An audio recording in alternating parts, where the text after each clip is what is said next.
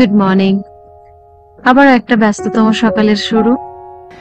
তো এভাবেই ব্যস্ততার মধ্যে দিয়ে সকাল শুরু হয়, আর ব্যস্ততার মধ্যে দিয়ে কিভাবে কিভাবে যেন দিন শেষ হয়ে রাত চলে আসে, টেরই পাই না। তো যাই হোক, এখন বাজে সকাল 6টা, যার কারণে রাস্তাঘাটে কিন্তু গাড়ি ঘোড়া সেভাবে চলাচল শুরু হয়নি। আমি কিন্তু রেডি হয়ে চলে এসেছি আমার ক্লাসে। 1 2 3 হ্যাঁ দেখছি 4 5 6 7 8 9 10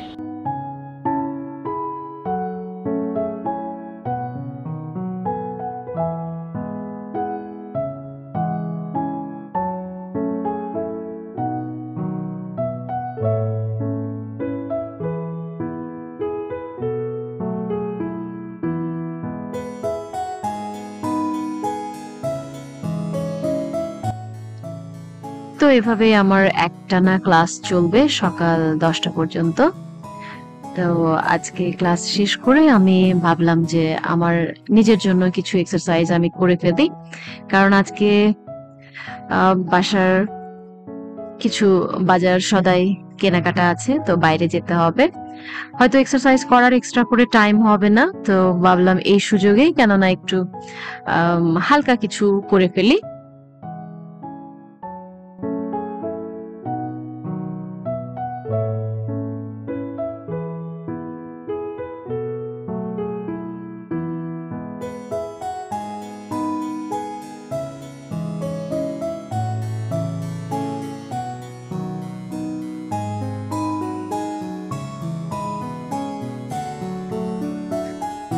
তো ব্রেকফাস্টে আজকে আমি কি খাবো ভেবে, অনেকগুলো ভাত ছিল রাতের, তো ভাবলাম যে কেননা ভাতটা ভাজি করে ফেলি, মানে ফ্রাইড রাইস করে ফেলি আর কি, ভদ্র ভাষায় যেটাকে ফ্রাইড রাইস বলে।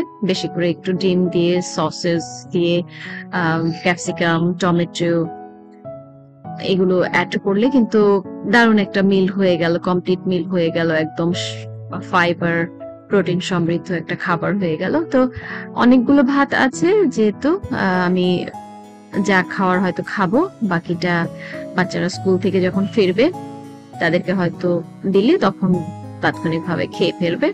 আর এভাবে কিন্তু অনেক মজাও হয়। তো এই যে আমার ফ্রাইড রাইস রেডি, আমি এখন আমার ব্রেকফাস্টটা করে ফেলবো। সকালের ব্রেকফাস্টটা বরাবরই একটু আমার লেট হয় করতে, তো আমি এটাতেই অভ্যস্ত হয়ে গেছি আর কি। মাঝে মাঝে যখন খুব বেশি ক্ষুধা লেগে যায় তখন সেই 6টা 6:30টার সময় খেয়ে ফেলি কিছু একটা, হয়তো হালকা কিছু খেয়ে তারপরে ক্লাসে যাই। বাট বেশিরভাগ সময়ই দেখা যায় যে 11টা 11:30 বেজেই যায়। তো আমি ব্রেকফাস্টটা করি।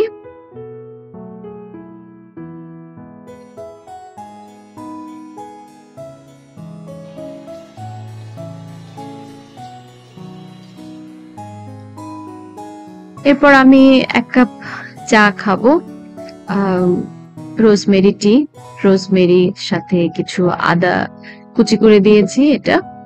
তো এই হলো আমার চা রেডি।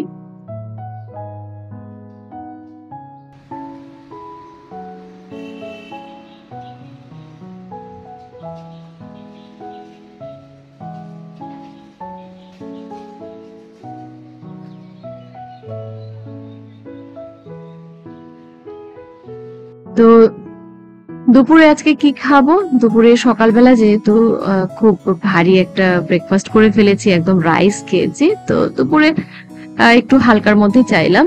তো আমি রাগিয়ে আটার রুটি 2টা বানিয়ে নিয়েছি নিজের জন্য, আর ডিম সাথে, আর বাঁধাকপি ভাজি ছিল।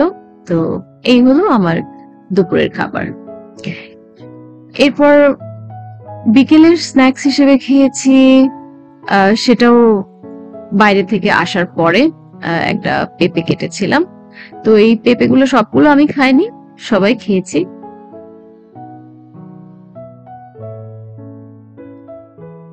আর রাতের খাবারে নিলাম আজকে ওটস।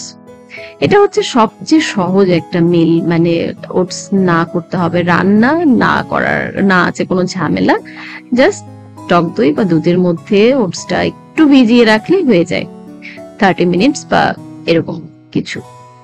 এই তো হয়ে গেল সিম্পল খাবার দাবার, সারাদিনের খাবার দাবার, মানে আর কি লাগে বলো। তো এভাবেই তোমরা ওয়েট লস করতে পারো আর ওয়েট মেইনটেইনও করতে পারো, কঠিন কোনো ব্যাপার না। তো ভালো থেকো সবাই, দেখা হবে নেক্সট ভিডিওতে, টাটা।